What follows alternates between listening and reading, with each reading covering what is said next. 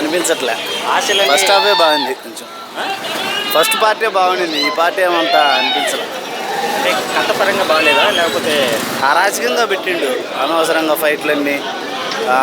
వాడిని పెద్ద పెద్ద హైలైట్ చేసి పెట్టిండు హీరోని.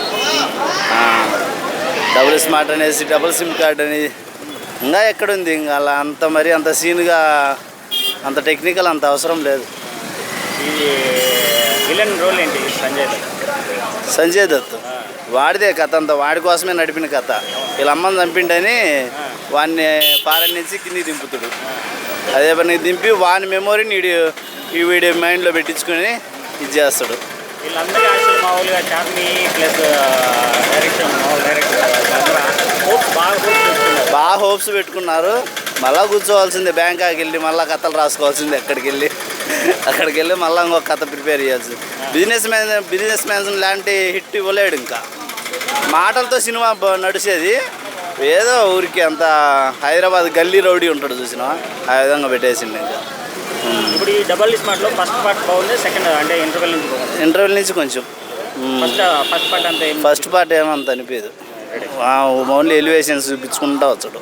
ఏంటి కాన్సెప్ట్ అంతా ఇస్మార్ట్ శంకర్ మాదిగా ఉంది అంతా. అంటే మీకు బాగా నచ్చిన హైలైట్ విషయాలు ఏంటి?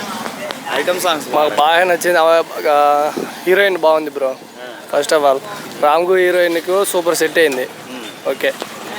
Villain role super bro. Villain అయితే కేక. హైలైట్ సీన్స్, ఫైట్స్ ఎలా ఉన్నాయి? సూపర్ ఉన్నాయి. ఓవరాల్గా మీకు సినిమాలో ఏం నచ్చింది బాగా? ఫైట్స్ సీన్స్ ఎమోషన్స్ బాగా నచ్చినాయి. నేను మా ఇంట్లో టీవీలో చూసినప్పుడు అయితే సూపర్ ఉండేది. అది హీరోయిన్ క్యారెక్టర్ ఏంటి? హీరోయిన్ మధ్య కెమిస్ట్రీ నాకు అర్థం కాలేదు. ఎందుకలా? ఏమో మళ్ళీ మీకే తెలియాలి.